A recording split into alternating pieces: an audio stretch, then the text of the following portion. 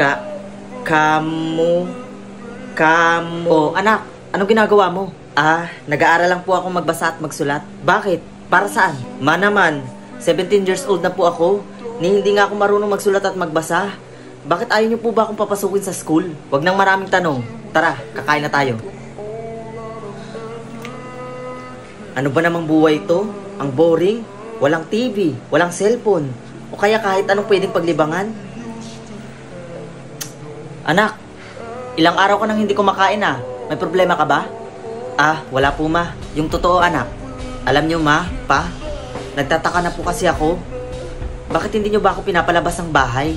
Anak, delikado sa labas. Sobrang gulo. Ginagawa lang namin to kasi iniingatan ka namin ng mama mo.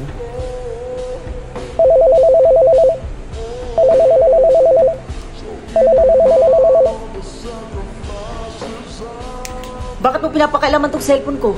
Di ba anak, kabilin-bilinan ko sa'yo na hindi ka pwedeng gumamit ng kahit anumang gadget? Dahil makakasira yun sa kalusugan mo. Sorry po ma. May tumatawag po kasi. Go to your room. Now!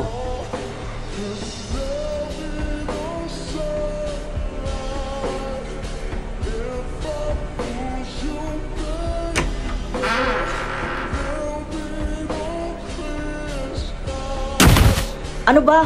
Pwede bang tumingin ka nga sa dinadaanan mo? Sorry po. Teka, parang kilala kita. Parang pamilyar nung nasa leeg mo, pati yung kwintas na suot mo. Po? Imposible po. Kasi ngayon lang po ako lumabas ng bahay namin, simula pa po ng bata ako. Ikaw ba to? Opo, ako po yan. Bakit po? Hello? Nakita ko na po yung hinahanap nyo.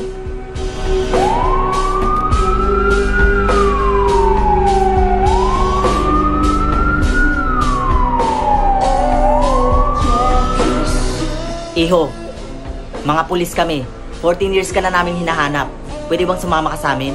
Ha? Ano pong nangyayari? Wala po akong ginagawang masama. Huwag na pong maraming tanong. Naghihintay na po ang tunay mong mga magulang sa palasyo, mahal na prinsipe.